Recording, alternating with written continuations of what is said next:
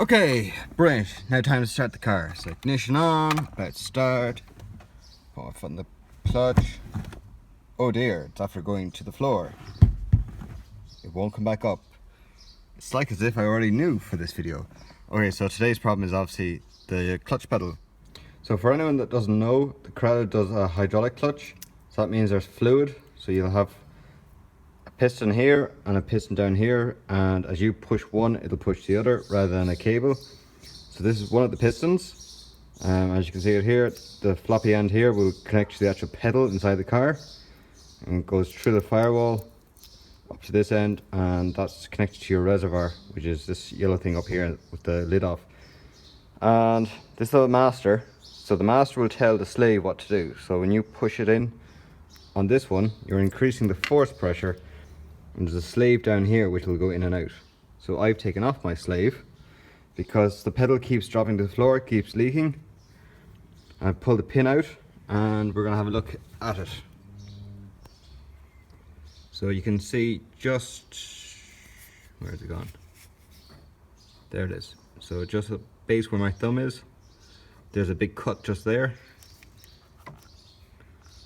And it's been slowly leaking fluid. So I'd bleed up the clutch, everything be working, come back maybe a week later, and again put my foot in the clutch and it would go to the floor. So eventually figured out, because I didn't know which one it was. So if it's your slave, you might see a puddle on the ground, you might not, it depends.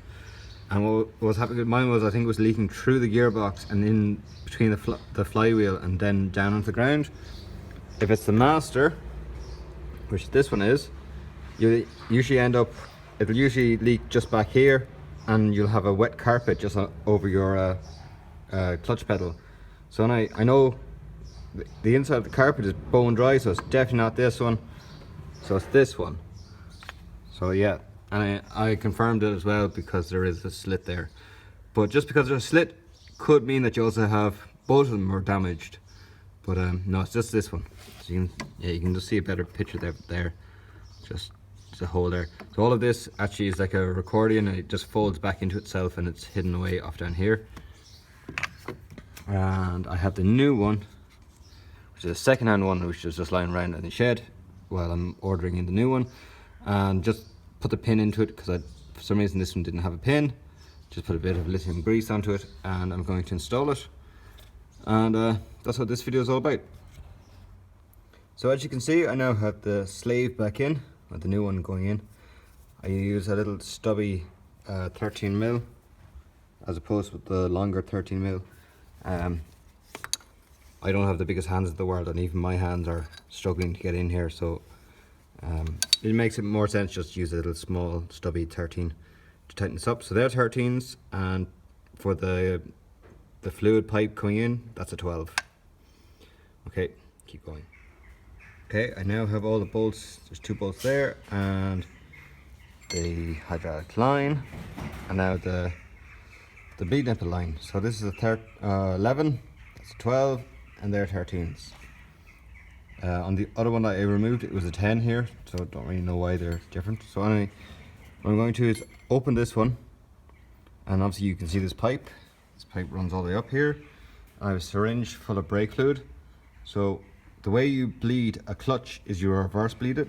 So for the brakes on a car, you'll get someone to tap the brake pedal, and down at each corner you'll undo the bleed nipple and let the fluid or the air back out, so you're bleeding the air out. For a clutch, it's the other way around. You make sure your pedal's up, and then from the slave you back feed it backwards up, and the air will naturally rise to the top, and that's how you bleed a clutch. You don't go down, you have to go up for the clutch, where the brakes be different. So I still have to push the brake pedal back up, or the clutch pedal back up, but yeah, we're going to do that next. Okay, so I now have the bleed nipple open with the spanner sitting there on top of it, and I have my syringe here full of brake fluid.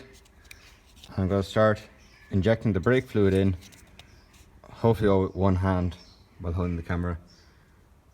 So we're going to, okay, and what will happen is it'll start to gurgle over where the reservoir is. It's quite tight. There we go.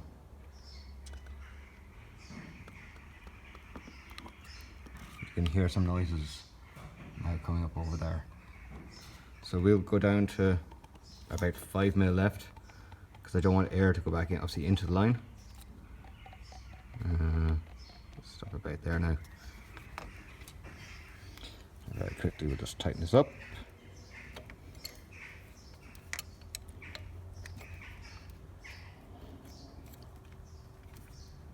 I like using the closed end face, because you're grabbing at the nipple from all 6 sides.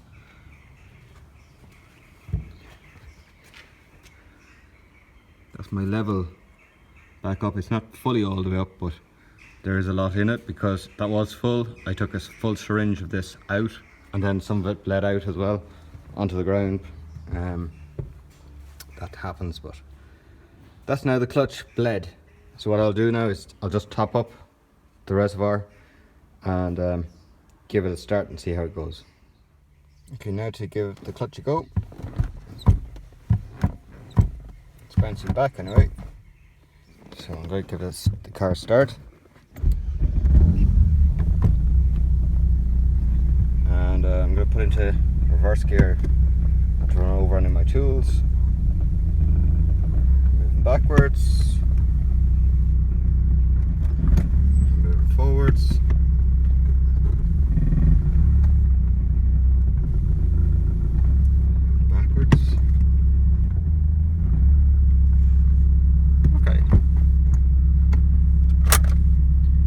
Feels pretty good. There's a nice spring in the pedal,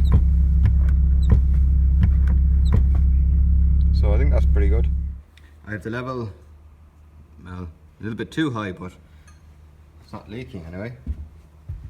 And we'll have to turn on the flash to have a look then. Okay, it looks like a Mafia hit zone, but I don't think there's like a big giant leak. That's any leak that's there is the stuff that was from the previous cylinder.